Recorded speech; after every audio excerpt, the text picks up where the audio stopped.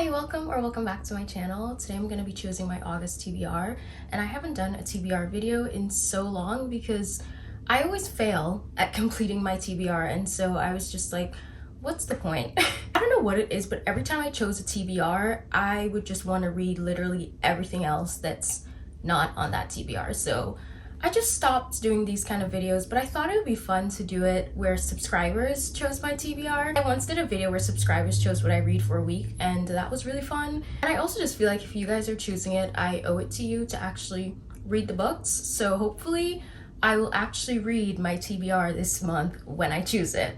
So I thought it would be fun if my subscribers blindly chose my TBR. So instead of just putting up the polls and letting you guys choose between each one, I basically colored in the books and then put emojis that correlated to each book, and you had to kind of guess. I feel like I was very obvious with a lot of them, and some of them maybe weren't as obvious just because maybe the books aren't as popular. So I don't know, but there was one person who guessed like all of them. Her name is Persephone. I'm sorry if I'm pronouncing that wrong, but she guessed like all of them correctly, and I was really impressed by that. So shout out to Persephone because she really knew what I was thinking. Like, we were on the same wavelength. Okay, so the first poll I did, the category was YA fantasy.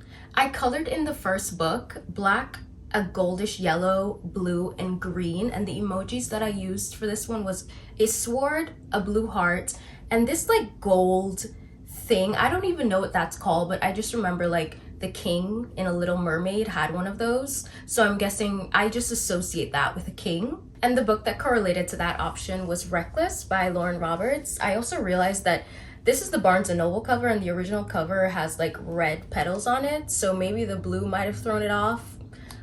But I think for the most part, people kind of got this one. The next option for this category, I painted in like a pinkish, like a darker pinkish purple, and then a lighter pink. And the emojis that I used for this one was a fox, a key, and a pink heart. And I feel like this one was so obvious if you know this series. The book that correlated to that option was A Curse for True Love by Stephanie Garber. There's a huge story in this book called The Ballad of the Archer and the Fox. So like the fox emoji, I feel like gave it away. So this first poll got 130 votes, and 45% of that was for Reckless.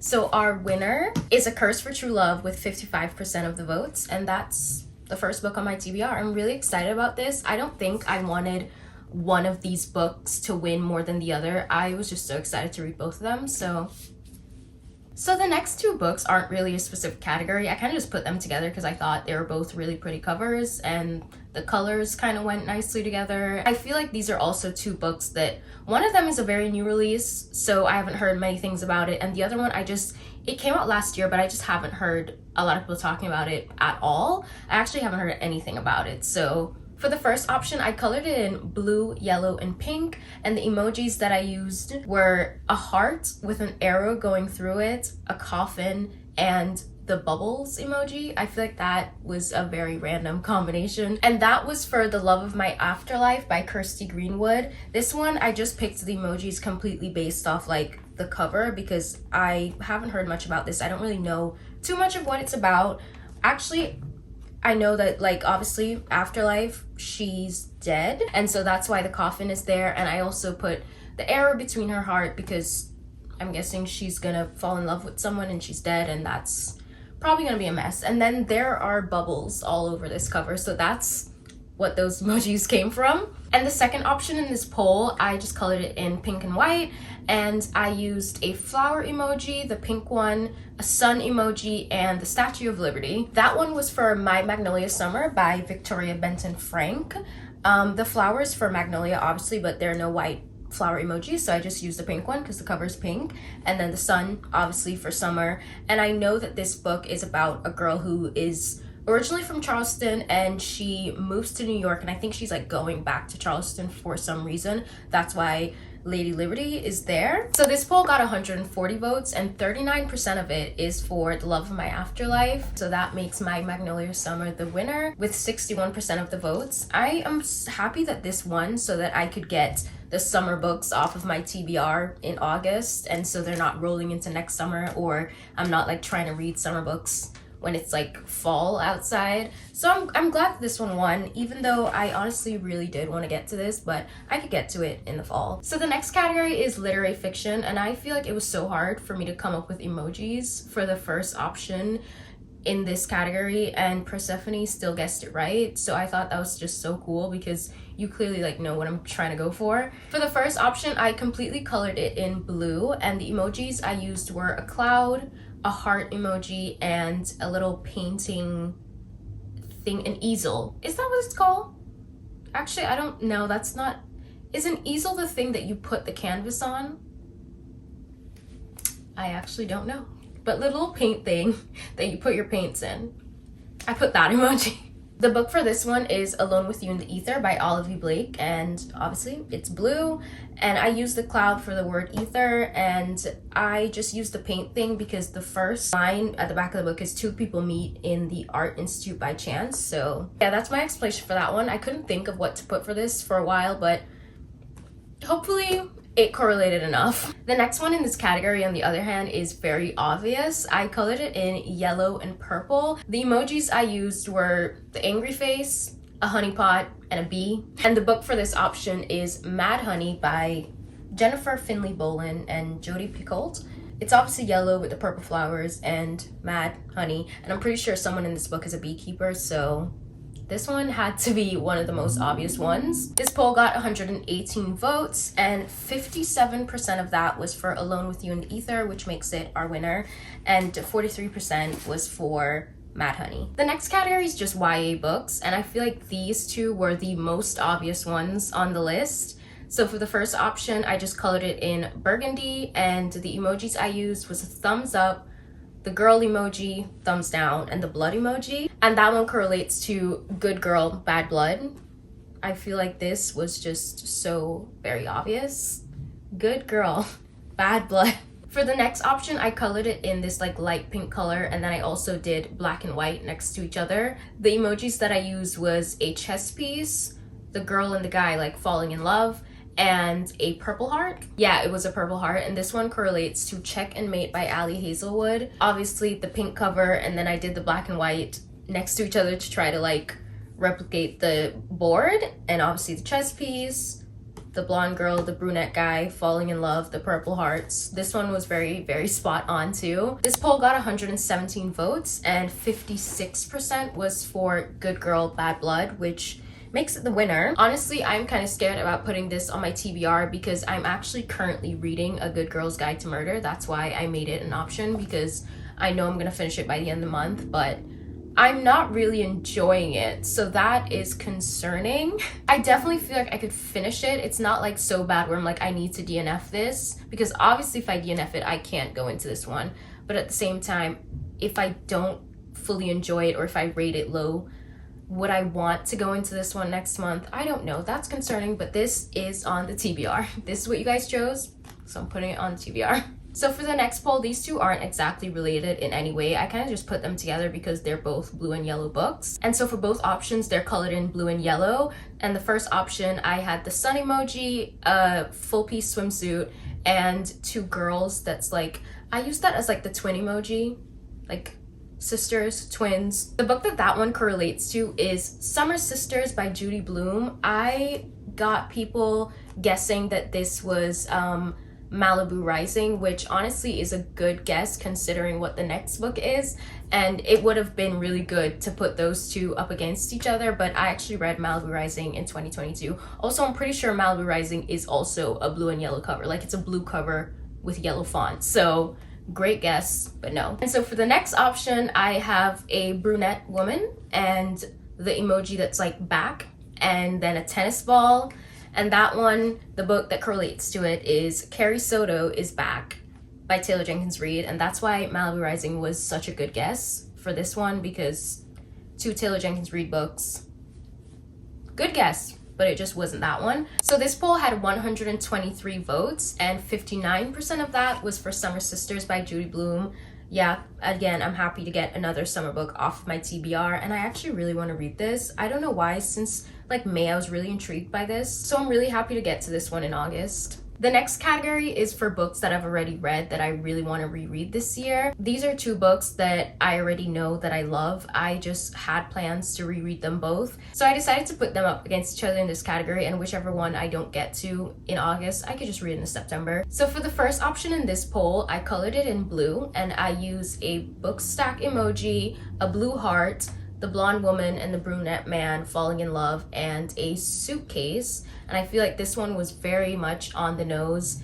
It describes the cover perfectly and also the title. And that one was Book Lovers by Emily Henry, the blonde woman, the brunette man, the book, the stack of books, their books on the cover, lovers, the heart for lovers, and yeah, the blue heart. Oh, and the two suitcases that they're sitting on, I saw someone guess beach read for this, which honestly would make sense too because they're authors. So good guess, but it's actually Book Lovers. I've been dying to reread this. And the second option in this poll, I colored it in like a light pink and a red. And the emojis that I used was once again the stack of books, a canoe, a house, and a pine tree.